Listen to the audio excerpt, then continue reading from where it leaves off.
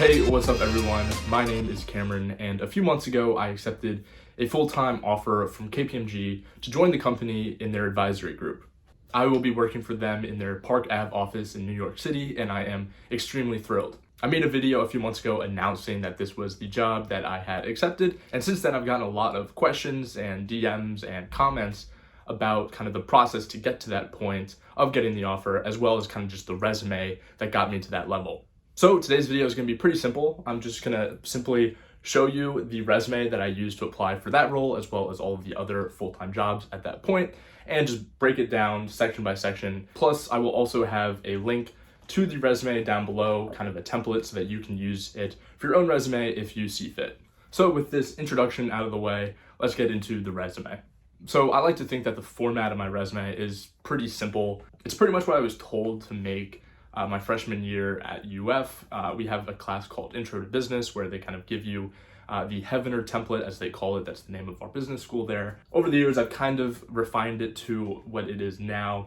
I've added some sections that I think are very useful. And overall, I just feel really confident about my resume. And I think that for people who have similar experiences as me, it really makes a lot of sense to use a resume with this template. So like the majority of resumes, it has just 5 sections. The first, of course, is education, then professional experience, then leadership experience and campus involvement. That's a really big one. And then awards and honors and skills. These are two that, you could change to specific things that fit your experience. So before going into the first section of education, I think the header is actually very important.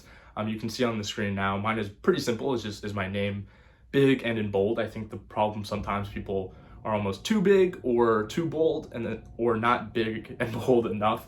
So I think this is kind of just right in the sweet spot, gives you all the information that you need about me. Then of course you're going into the education. This should be pretty standard across all resumes when you're applying for a role in the business field, but of course, University of Florida, Heavener School of Business, and then I put down my expected graduation date, which is May 2022.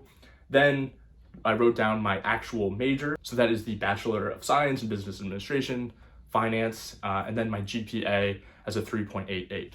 I know the GPA is kind of a interesting conversation when it comes to resumes. I'm sure some people would say, include it if your GPA is above a 3.3. That baseline can be a lot of different levels, depends on what school you go to or what jobs you're applying for. But because I have a decently high GPA, I definitely wanted to include that. And I think it's just always a good idea to include it, just with respect to full transparency. So moving into the second section, professional experience. So I pretty much had 2 internships that I felt were valuable enough to be on my resume. Now, this is no shade to my dad. I know I was an intern at his law firm for a few years, but I thought that these 2 roles were kind of more targeted for the jobs that I was applying for. And also, you'll soon see I have a pretty busy resume, so I really wanted to make sure I had room for a lot of other things that I deemed were really important. So the first thing that is listed is my internship this last summer with Regions Bank as a summer analyst in the Treasury Group. Then, of course, following that same formatting, I just wrote down what months I was in this role and where it was located. So because it was a remote internship, I was doing the internship from Naples, but if I were in person, it would have been at Regions headquarters in Birmingham, Alabama. So I made sure to list that. And then I followed that up with 4 bullets of kind of information on what my tasks were over the summer. Now, this again is a really important aspect of your resume. You definitely want to make sure to use action words kind of starting off each of those bullet points. So you'll see there prepared, utilized, coded, researched. These are all words that are saying, what I did. But another big aspect of your resume is you always want to quantify it as much as you can. So you can see here, prepared financial analysis on liquidity and credit risk frameworks and created a model that monitors the liquidity levels of the bank's $17+ billion of cash. So that was kind of a good way for me to quantify that. Then you can see on that second bullet point, the bank's $147+ billion balance sheets. The third, optimized efficiency by 3%. So, trying to find ways to quantify every single bullet point as much as I possibly could. So I don't really feel the need to go into the details of every single bullet point, but I think you kind of understand the relevance of it. You definitely want to just give a good picture of what you did over the summer. I also made sure to kind of include different parts of my role, so it wasn't just kind of rewording one thing I did. Coding macros is a lot different than kind of building out an Excel spreadsheet. So even though they are somewhat related, they are 2 different skill sets. So I definitely tried to separate those as such. So that was my first internship that was listed. The second internship is a little bit shorter as far as how much space it takes up. That's just because it was a little bit less formal of an internship. This was my hedge fund internship after my sophomore year. But I do still have, following the same format, trying to quantify it as much as possible and then explain kind of my responsibilities as an intern. So moving into the section that I probably got the most questions about during interviews and the whole application process, and that is my leadership experience and campus involvement. So over the course of my career at the University of Florida, I've always really strived to be as involved as possible. I really do enjoy being a valuable member of campus and feel that I'm making tangible change. And so because of that, I have gotten some pretty good roles that are listed on my resume. So this definitely is kind of more targeted to students who are very involved on campus. I know some schools have more involvement opportunities than others, but realistically, to be a good candidate for any kind of job in the business world, it really is a good idea to be as involved as possible, especially in organizations that are very correlated with the business world. So I have a feeling that a lot of you guys watching this video will kind of have similar experiences to me, and it should be a pretty valuable aspect of your resume. So I didn't really mention it before, but I do think it is a good idea to have your involvement in chronological order. So obviously with my internships, it was this last summer and the summer before, and it is kind of the same situation for my campus involvement. So this year I currently serve as Vice President of Finance or Treasurer of the Business College Council. So I listed that first, and then some quick bullet points about what my responsibilities in that role are. Again, following those same guidelines as before with some action words and trying to quantify it as much as possible. Then I mentioned how I am a leadership ambassador, a member of the leadership committee for the Hebner School of Business Leadership Development Program. That's an organization that I have been a part of at UF since my freshman year.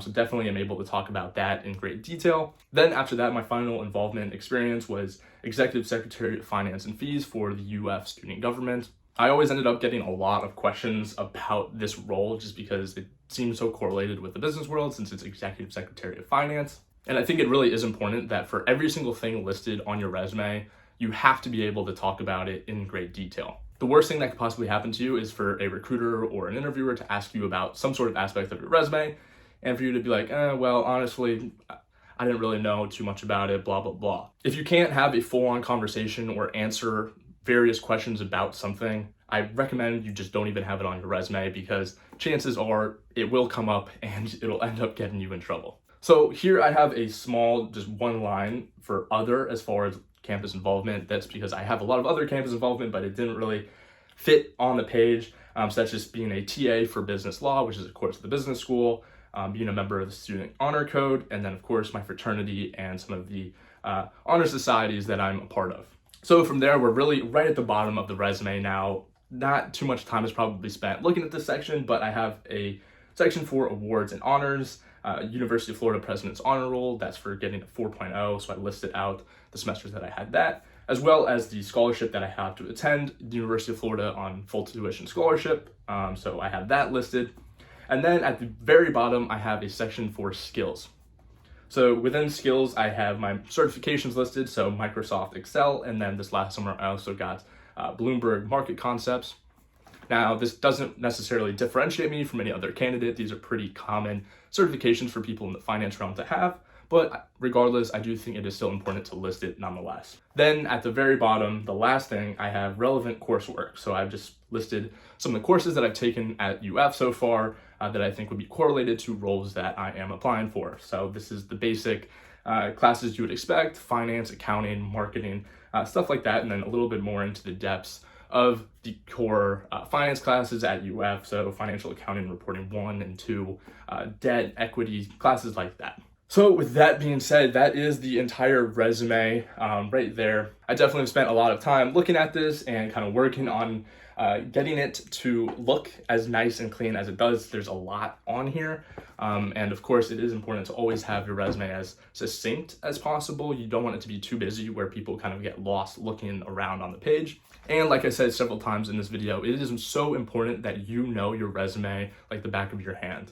Pretty much the first question you're going to get asked in any interview is to either walk through your resume or to just explain a little bit about yourself. I think this resume format really does a good job of capturing who you are as an overall candidate. So not only does it show your internship experiences, but also your involvement on campus, which really shows a lot more about who you are than just some random internship you had for 10 weeks over the summer.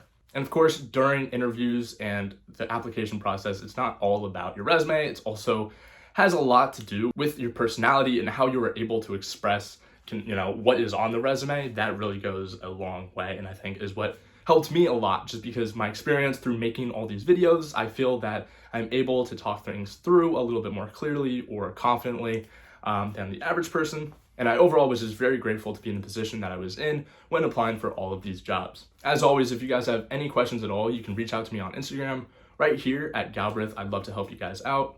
Also, connect with me on LinkedIn and subscribe to the Morning Brew. That will help you immensely for any interview you have coming up. Also, as I mentioned before, if you want the template for this resume, I will attach a link down below so you can kind of copy and paste it to your liking. And with all of this being said, I will see you guys in the next video.